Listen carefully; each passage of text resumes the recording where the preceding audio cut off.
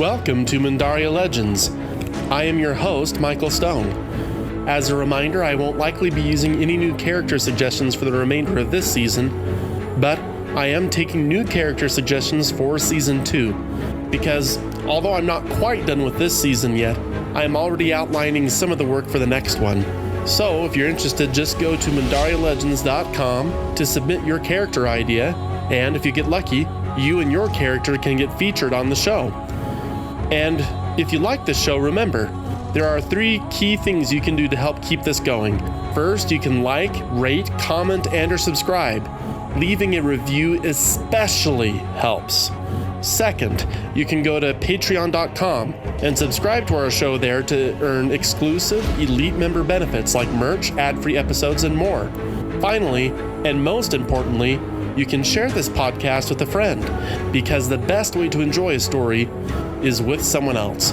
Now, without further ado, we bring to you Episode 7, The Bladehand.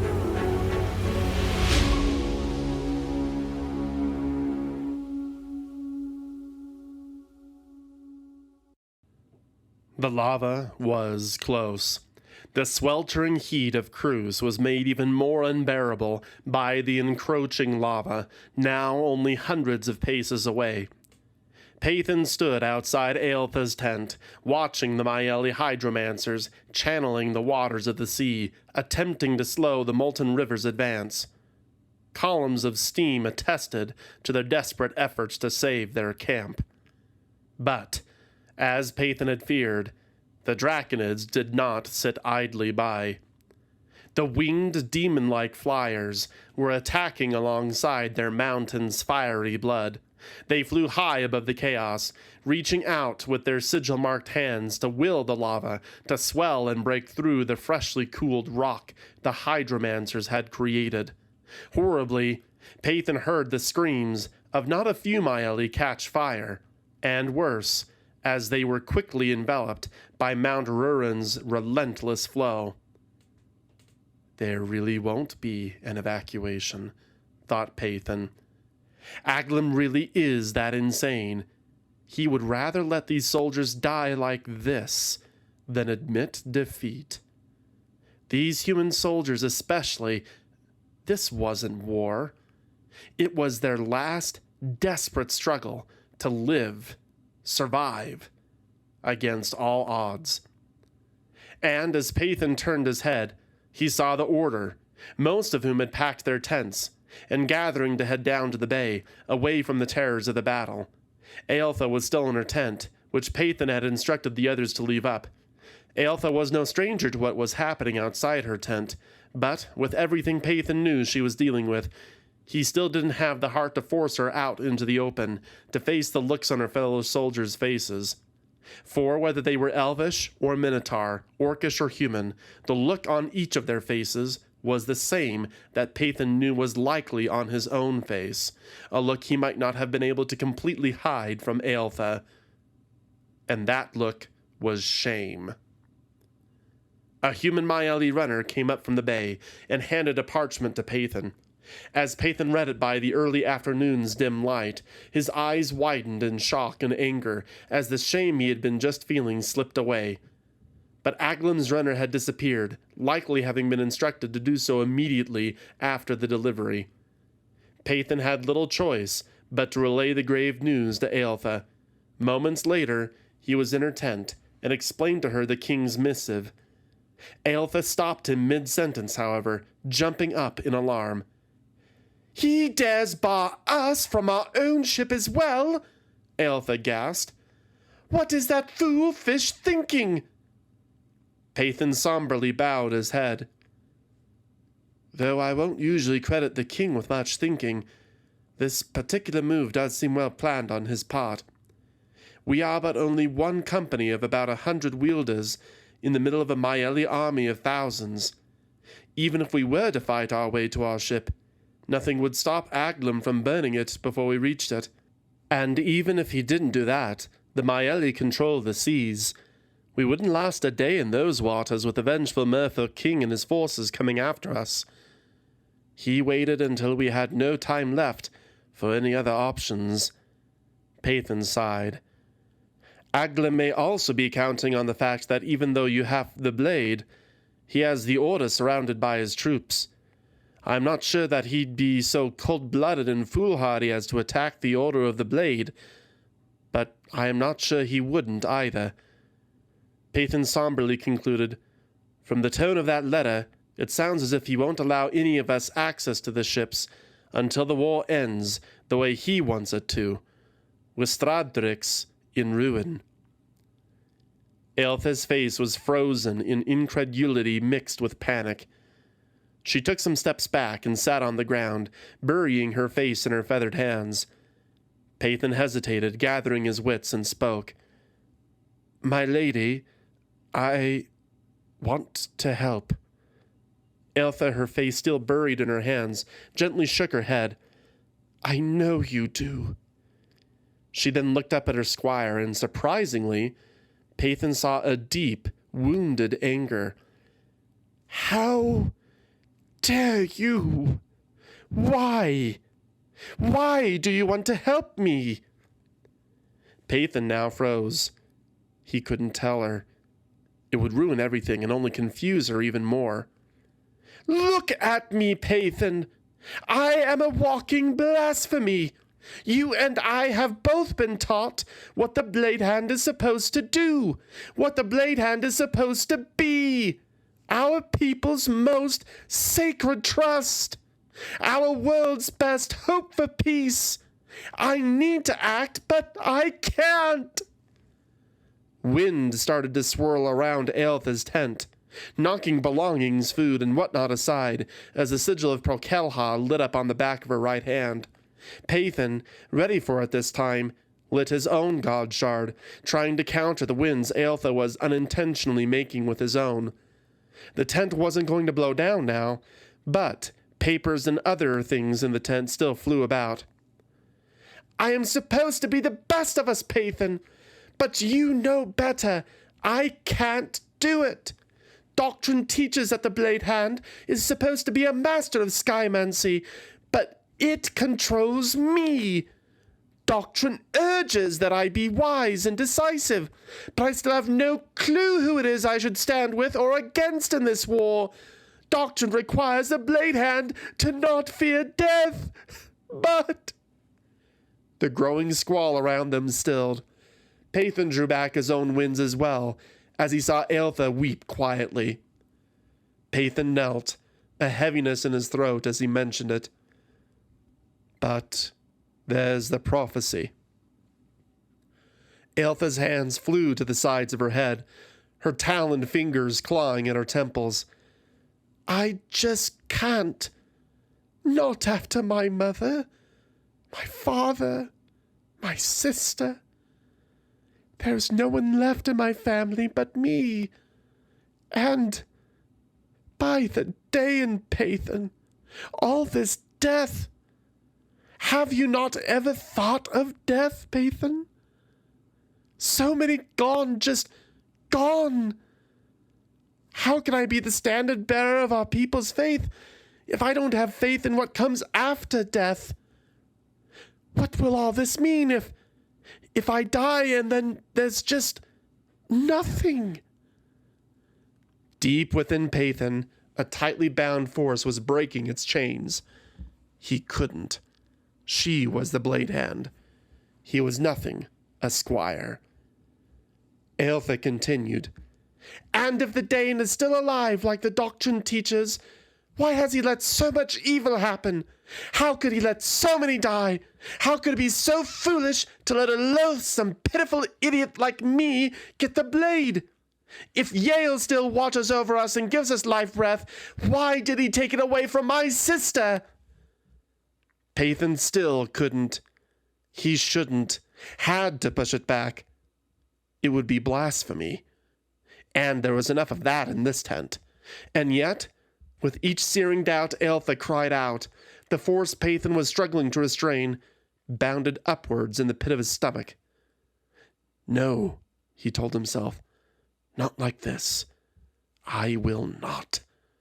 She comes first, not me. Aeltha locked her gaze with Pathan's now. So tell me, Squire, why do you just stand there? How can you stand seeing this? Pain gripped Aeltha's face as she angrily grabbed him by the scuff of his shirt. Why can't you please just hate me? With that, the dam of duty and decorum that had held Pathan back cracked. He lashed his arms outwards and embraced Aeltha. Shock shot through Aeltha's frame. For a moment, Pathan felt an intense surrealism. Part of him wanted to stop, to fly away and never be heard from by anyone ever again. But more of him couldn't imagine anything better than this closeness, this long-awaited miracle. Pathan stood back, and Aeltha's hands, which had been caught between them, slowly fell. To say Aeltha was surprised was an understatement. She appeared as if she could hardly believe what had just happened.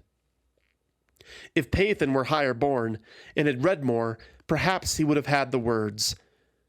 But all he could manage to say to her was, I can't hate you. And I wish you didn't hate yourself. Aeltha was still in shock.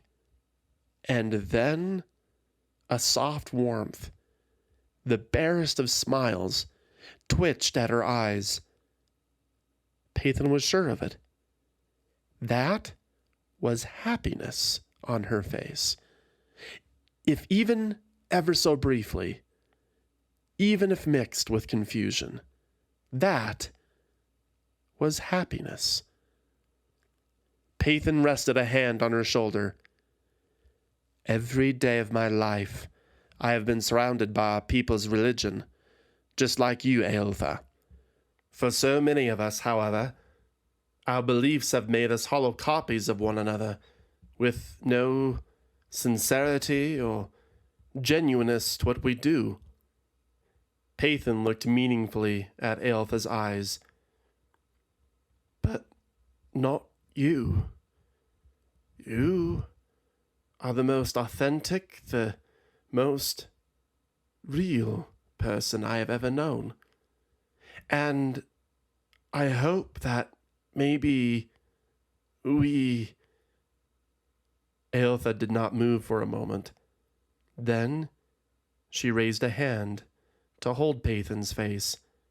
Wonder filling those beautiful eyes the squire had been ensnared by so long ago. Wild thoughts flooded Pathan's mind, but were halted by a fresh round of explosions nearby. They were out of time. So, Pathan looked right at Aeltha and explained to her his plan, all at once, for the moment putting it to the side, the unbelievable joy he was feeling. He knew this plan could work, and like his feelings for Aeltha, it would probably be the worst blasphemy either of them could consider. But if there was any way for the two of them to find the time, ever again, for more such wild moments, this would be the only way.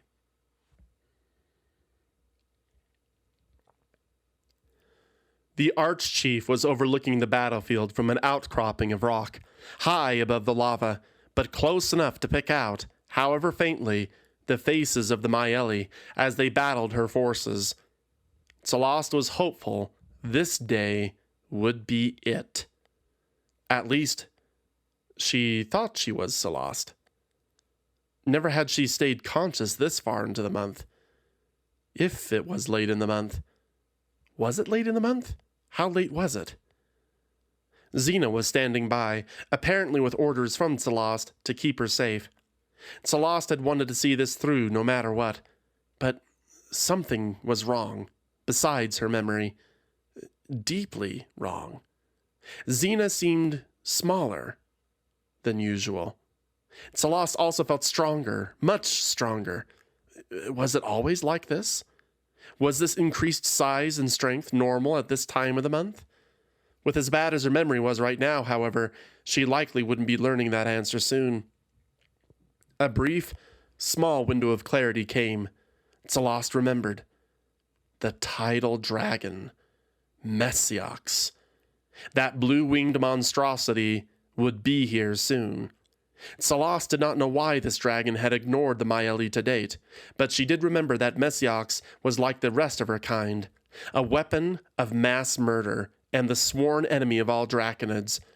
It was her duty as Arch-Chief of the greatest dragon hunters of Mundaria to bring down this existential threat once and for all.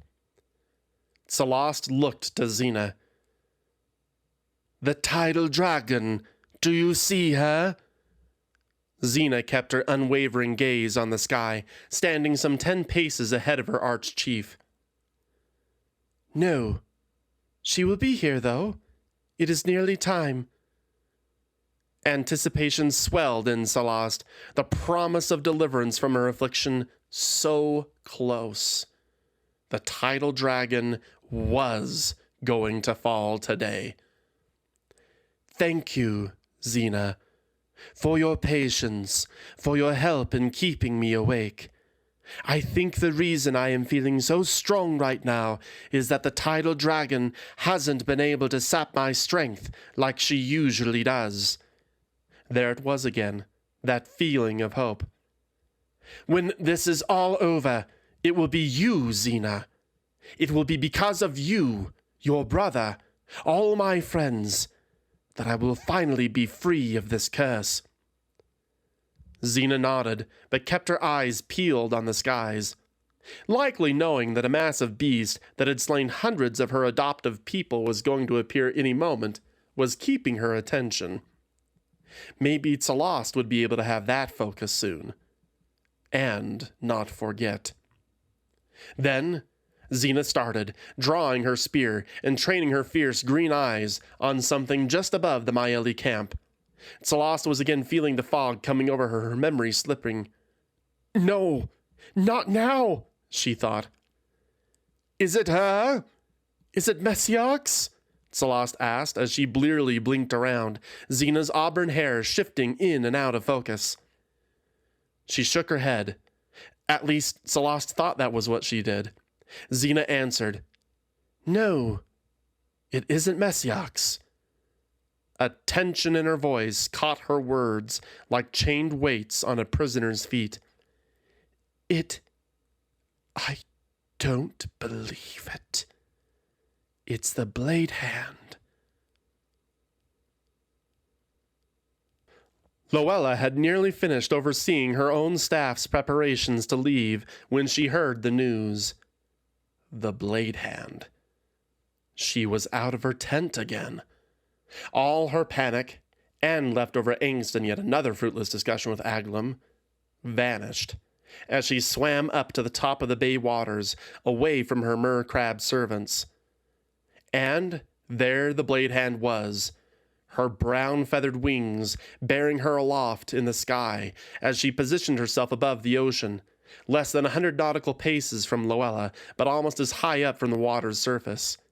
The island of Cruz in front of her was overcast with mist and smoke from the battle at the camp's borders and from the lava.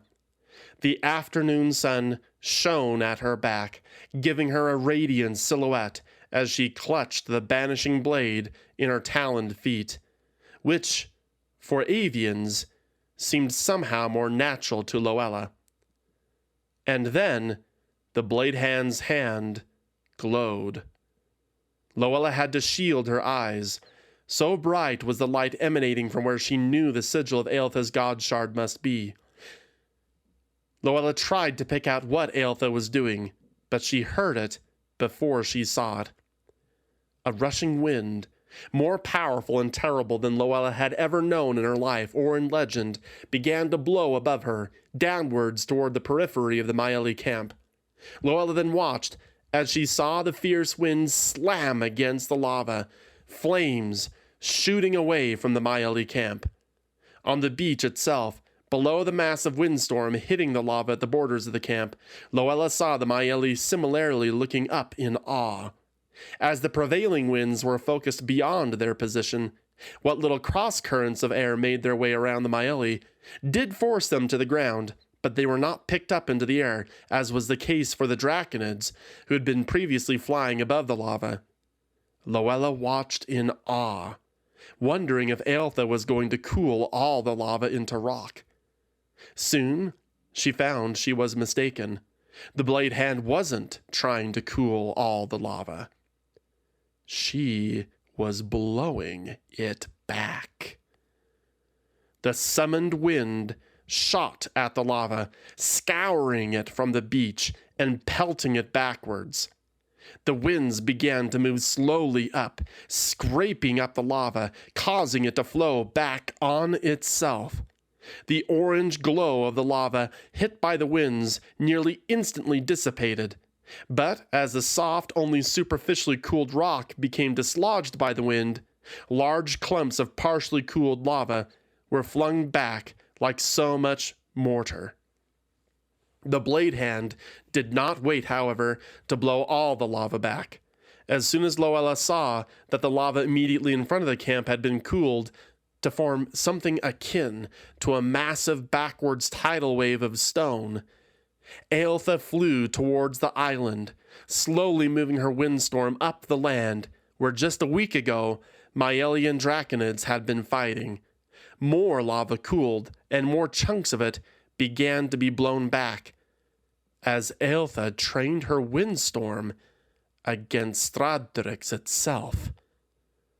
For a moment, Luella wondered if this was what Zeru must have felt when he saw Yale strike down the dread king.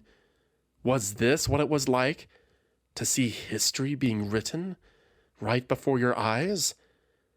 The senator then looked back at Aeltha, her black helmet glinting in the afternoon sun, hiding what Luella was sure was likely one of the bravest young women she had ever met.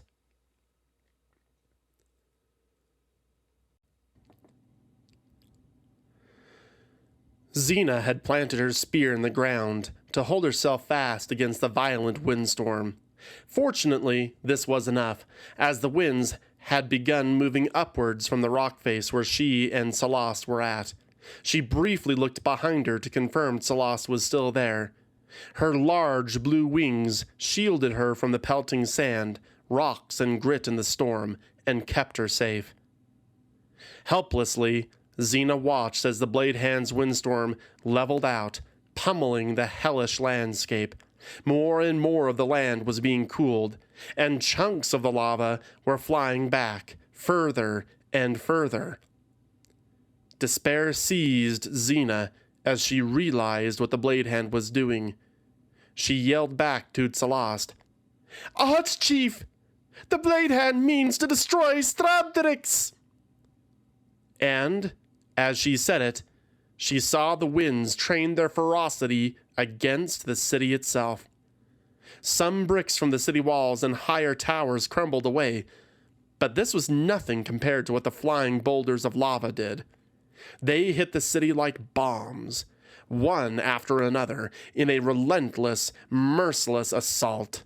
Walls were being broken down, towers were beginning to crack and fall. Stradrix, the mighty last fortress of the dragon hunters of Mundaria, was falling.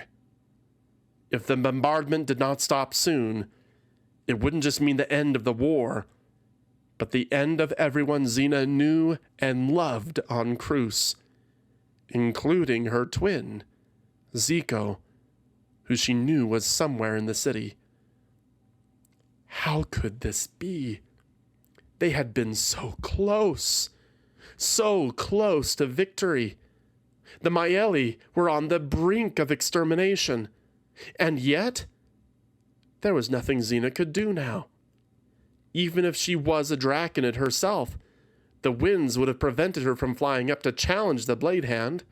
A Draconid would have to have much more girth and be much stronger than your garden variety winged dragon hunter.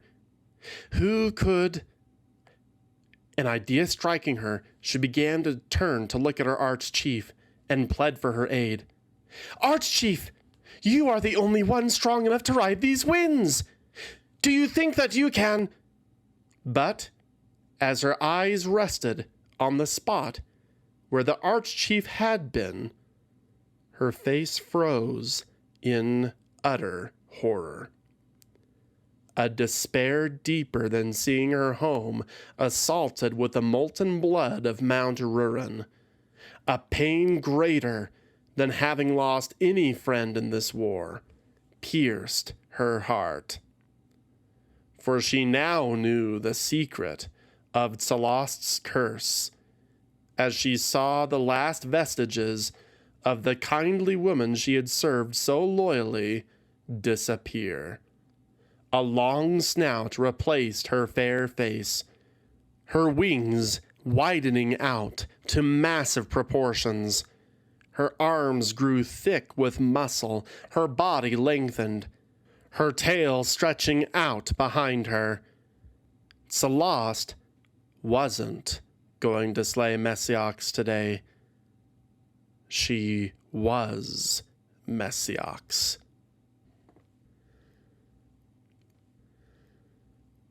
Messiox awoke slowly, confused and disoriented. The boiling warm water she had been expected to be there wasn't gently massaging her beautiful blue scales. She was not in the cave. Anger boiled in her. What had gone wrong? That fool Zeru! She had been deceived. She opened her eyes groggily. She was outside, in a particularly bad windstorm, it seemed. Getting dirt and sand in her eyes didn't injure them, as dragon eyes were made of tougher stuff than other creatures' eyes, but it still stung, only exacerbating her sour mood. Then she saw the Crucian soldier in front of her, and a vicious pleasure erupted in Messiox's face. The young auburn-haired woman was rooted in place by terror. And something else? Pain? It made little difference to the dragon, however. When a snack so stupidly makes itself available to you like this, you don't ask questions. Messiox grinned maliciously, and then struck. As she swallowed the pitiful creature whole, she looked around, getting a fix on her bearings. She was on Cruz, but things had changed dramatically. Lava had covered most of the landscape in front of her, and this wind, it wasn't natural. And as Messiox swallowed, she caught sight of the likely source of the problem right above the bay. Any irritation that hadn't been assuaged by her quick meal vanished instantly, as her dragon eyes zeroed in and caught hold of a winged figure with a brightly glowing hand, flying in place in the air, and, most importantly, holding a sword in its talons.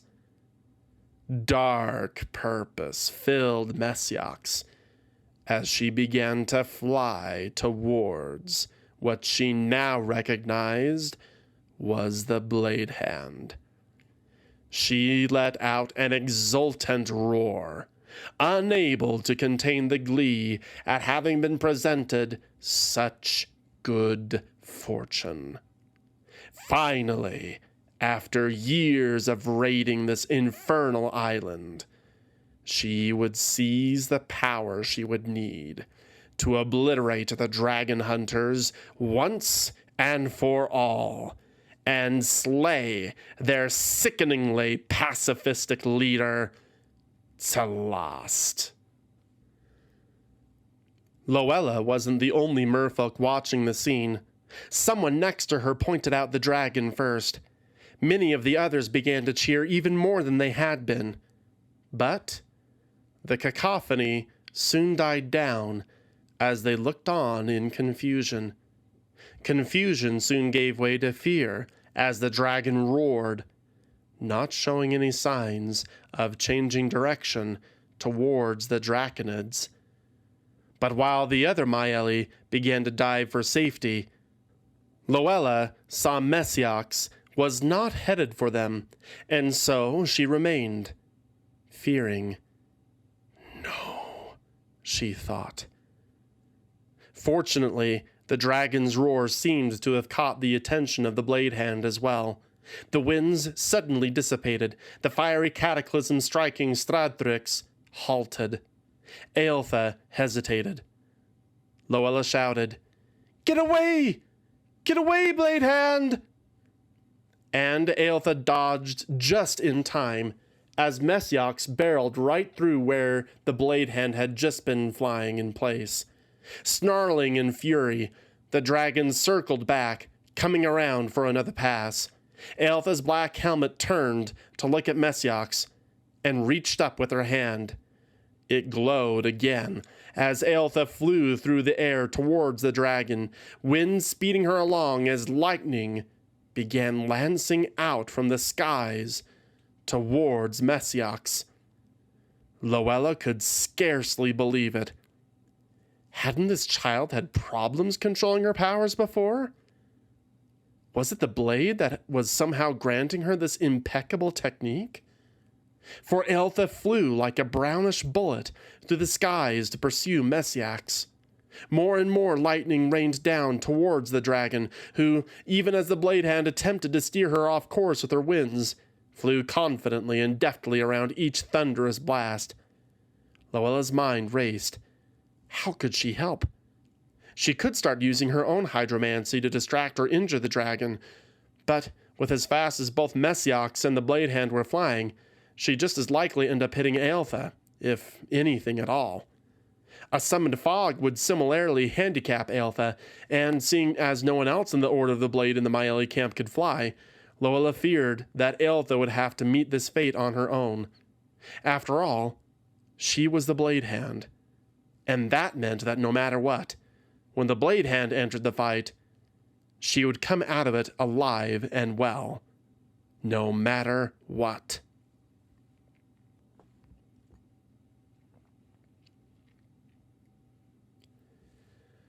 Mesiax pursued her prey, furious. She had underestimated the Bladehand, but by all the bones of the Draconid dead Mesiax had slaughtered, she would rend that feathered body and take that blade. But, as fast as Mesiax was, the Bladehand was faster, and it was only a matter of time before one of these infernal lightning bolts, crack! A bolt hit Mesiax's tail. Incredible, white-hot pain. Mesiax nearly fell out of the sky, but then, briefly looking back at her tail, saw that her scales were all still in place. Thank the ancestors, her thick hide had saved her again, though she hadn't cared much for the electrocution. She needed a strategy. The Bladehand was too fast and was impossible to shake. Then, an idea. Perhaps it was time to see if Mesiax couldn't provide a distraction for the living legend. Mesiax turned towards the Maeli camp. She flew as fast as she could, her armored hide hurtling through the air like a meteor. She made her way to a white and blue tent, surrounded by a few other colorful tents that hadn't all yet been struck down. "Let us see how many of your order will survive this day, Bladehand," Mesiax wickedly roared. Then a force hit Mesiax from the side, knocking the wind out of her and sending her careening just past the Maeli camp. She crashed, hitting the rocky ground beneath her hard. The thin layer of stony ground gave way in several places to the lava underneath. Fortunately, even this heat wasn't enough to do real harm to Mesiax, but the dragon knew better than to keep her scales in direct contact with the lava for very long. A foul smell rose up from the cracks as Mesiax floundered to stay up. Well, so much for the plan of taking one of the Bladehand's order hostage. Blast, she thought. Then again, perhaps, yes, a blast. Finding that foul smell again, Messiox waded further around in the lava, trying to make it appear as if she had gotten stuck. The avian Bladehand started to fly straight towards Messiox, blade glinting as the feathered nemesis drew it, ready to strike through Messiox on impact. And, just as the Bladehand was about to cross over where Messiox had initially landed, the dragon shot out a fireball towards the fumes above her impact crater. A loud explosion rang out. The Bladehand hadn't had time to move out of the way. She couldn't have. Could she? Silence followed the explosion. Even Messiox waited with bated breath as the smoke cleared. And as the naturally occurring winds gently blew away the smoke, Messiox grinned.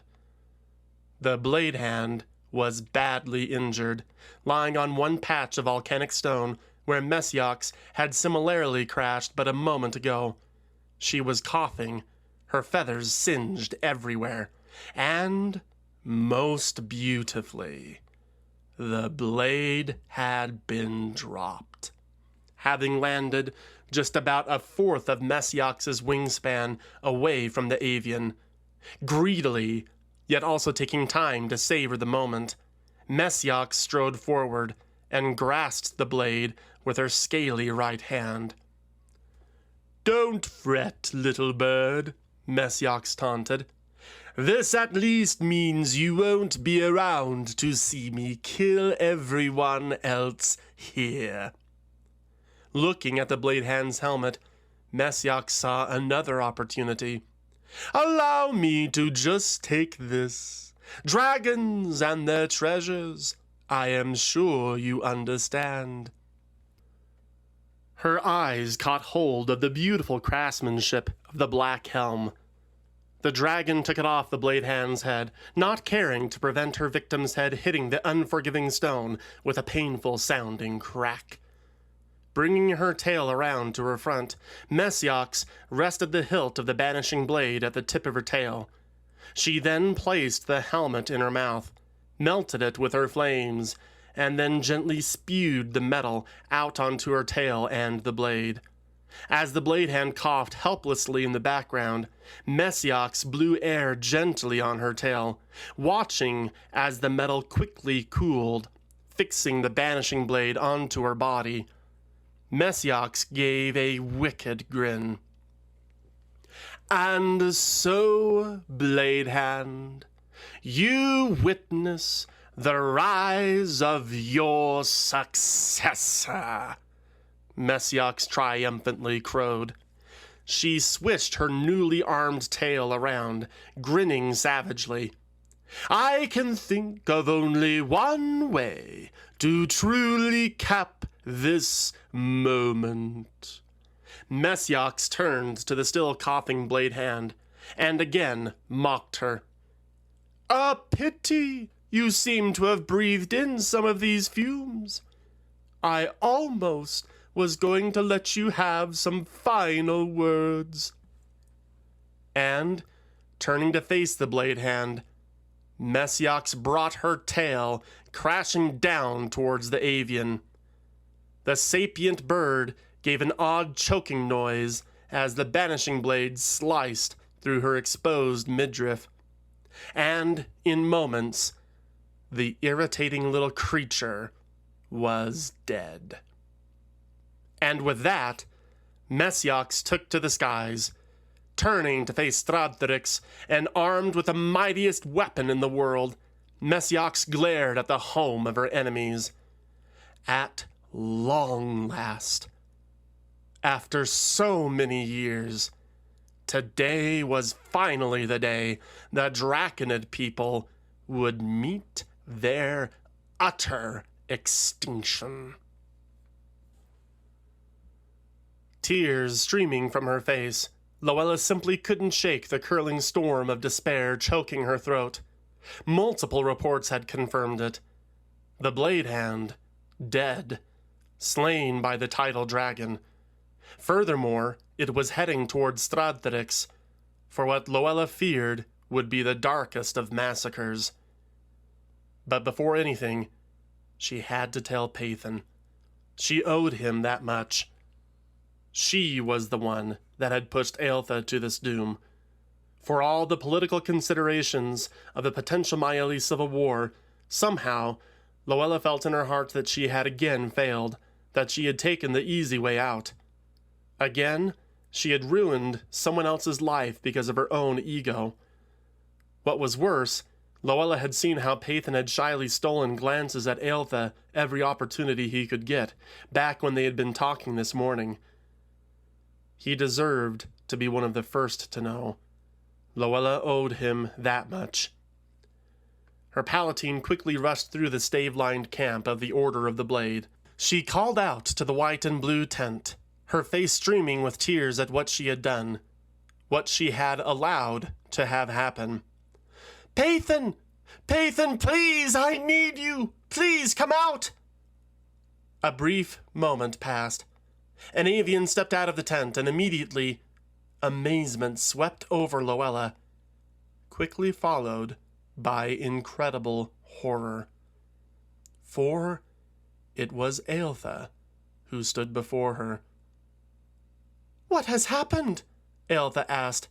"Is he safe? Did he do it?" Seeing the look on Luella's face, Aeltha's eyes widened. She flew straight to Luella's Palatine, grasping the senator's shoulders. "What is wrong? Where is Pathan?"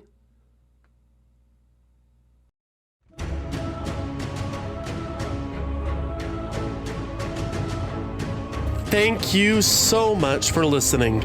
Remember to like, subscribe, and leave a rating for us to let us know what you liked in this episode. You can also support us on patreon.com. Just look for Mundaria Legends or use the link in the description. And remember, one of the simplest, easiest ways you can support us is simply by letting a friend know about the show. Thank you again so much for listening, especially as we just get started. Stay safe, and remember, you can't see the hero if you don't know the monster.